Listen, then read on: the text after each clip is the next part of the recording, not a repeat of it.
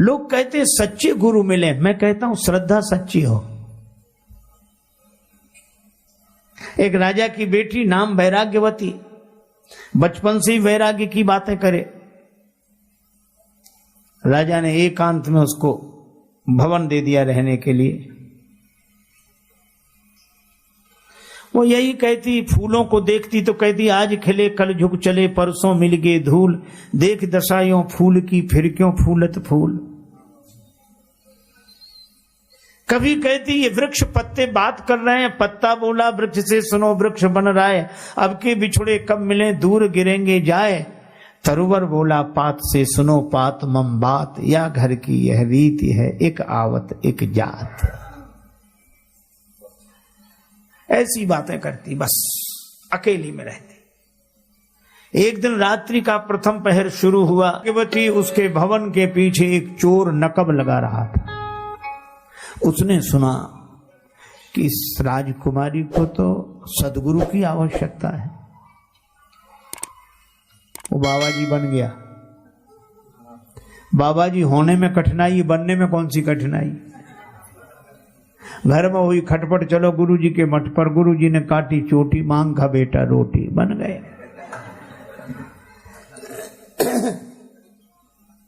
देखो हम लोग जब संत बनते तो मुड़ते हैं, हम लोग साधु बनते हैं तो गुरु जी मूड़ते हैं। मोड़ दिया, मुड़ गए, अर्थात जगत से जगदीश की ओर मुड़ गए, प्रपंच से परमार्थ की ओर मुड़ गए, असत्य से सत्य की ओर मुड़ गए। इसीलिए मुड़ गए। तीर्थ में जाए तो जरूर मुड़े, पर हमारे एक परिचित सज्जन है, उन्हें अच्छी तरह जानते हैं। वो सप्ताह में 2 बार मुड़ते हैं, पर आज तक नहीं मुड़े। अपने को बढ़िया मिले, लोग कहें महाराज। तो बनने में क्या कठिनाई, बन गए। और बाबा जी बनकर सदगुरु रूप बनाकर वैराग्यवती के सामने। वैराग्यवती ने देखा नारायण हरि कर रहे हैं, कोई रात्रि के समय। महाराज प्रणाम, जल पी। हाँ प्यासा हूं, जल पिलाओ। लेकिन सुनो सुनो, तुमने दीक्षा ली? नहीं दीक्षा नहीं। तब मैं तुम्हारे हाथ का पानी नहीं पीऊंगा। जिसने दीक्षा ही नहीं ली उसके हाथ का पानी क्या पीना। जाने लगे। वैराग्यवती ने कहा कि जाओ मत, आप ही दीक्षा दे दो मुझे ताकि मैं आपको जल पिला सकूं। बोला हम विरक्तों की दीक्षा ऐसे घरों में नहीं होती, जंगल में चलो। वैराग्यवती ने कहा कि मेरा तो कल्याण हो, मैं जंगल में चलने को तैयार हूं। अच्छा अच्छा ठीक है, अपने आभूषण रुपया पैसा गहना जीवर सब रख लेना। राजकुमारी ने सब रख लिया और संत के साथ चल दी। उस तथाकथित संत के साथ, जो संत था ही नहीं।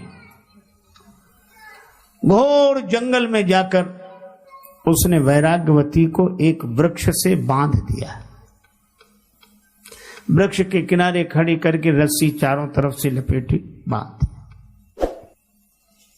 और बोला देख ये गुरु जी का बांधा हुआ बंधन है, हम 7 दिन बाद आके खोलेंगे, यहीं बंधी रहना।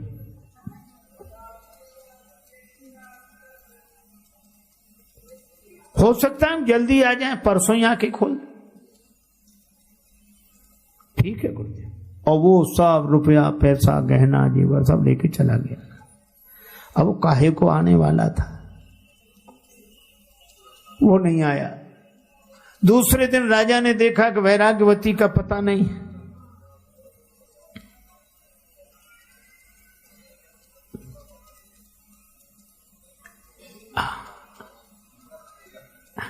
विराजे विराजे महाराज।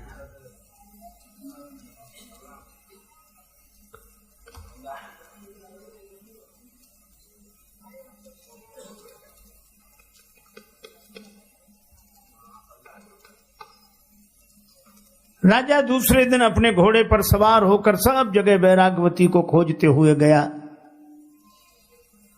वृक्ष से बंधी हुई बेटी को देखकर कहा कि बेटी तुम्हें ये कौन बांध गया है?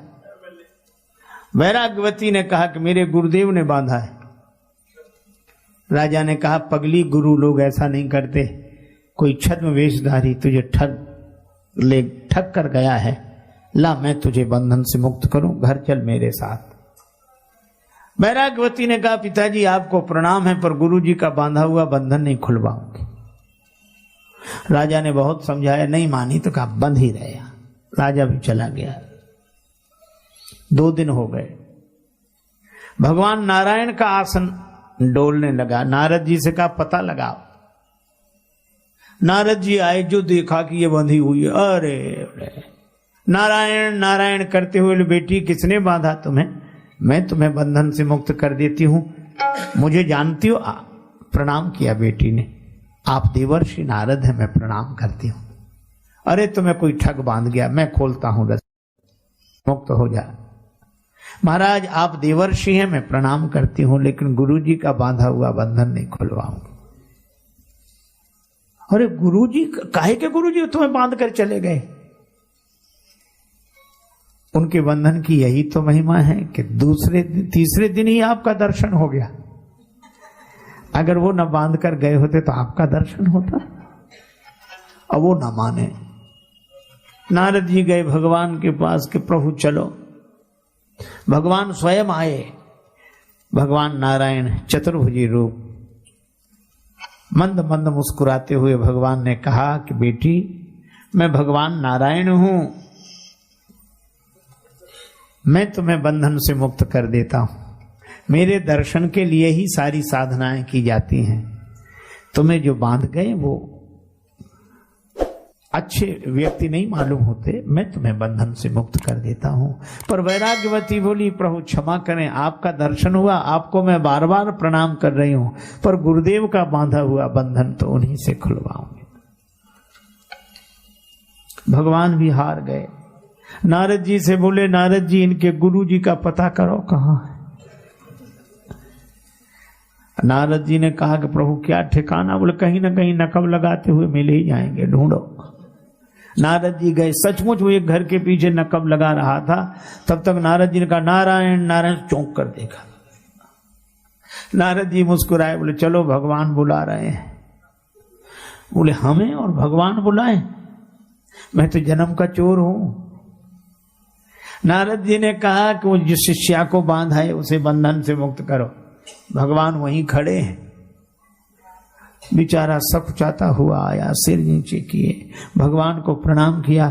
भगवान बोले, गुरुदेव शिष्या को बंधन से मुक्त करो। बेचारे ने लजाते हुए बड़े संकोच से रस्सी खोली, पर वैराग्यवती जैसे ही अलग आकर खड़ी हुई, उसने हाथ जोड़े। किसके? का गुरु गोविंद दो खड़े काके लागू पाए, और बलिहारी गुरुदेव की जिन गोविंद दिए मिलाए। यह है वैराग्यवती की सच्ची श्रद्धा। तो गुरुदेव की महिमा तो अपार है, लेकिन अगर सच्ची श्रद्धा हो तो द्रोणाचार्य से एकलव्य बाण विद्या द्रोणाचार्य की मूर्ति से सीख सकते हैं। तो गुरुदेव के प्रति सच्ची श्रद्धा जीवन में क्या चमत्कार नहीं करती। इसीलिए श्रद्धावान लभते ज्ञानम। पर इस कथा का उद्देश्य यह नहीं है कि गुरु ऐसे ही होने चाहिए।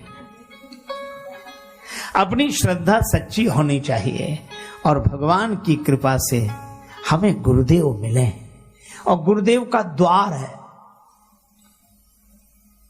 दीवार नहीं। दीवार और द्वार में ज्यादा अंतर नहीं है।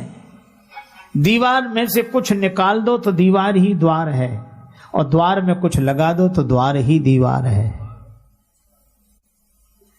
जिनके पास अहंकार का कुछ लगा है, द्वार ही दीवार बन गया है, और अहंकार का कुछ निकल गया तो दीवार ही द्वार बन गई है। अपनी खुदी ही पर्दा है दीदार के लिए, वरना कोई नकाब नहीं यार के लिए। इसीलिए भाई, जो भगवान के रंग में रंगे हों, भगवान से अभिन्न हो गए हों, ऐसे गुरुदेव की शरण श्रद्धा पूर्वक लें।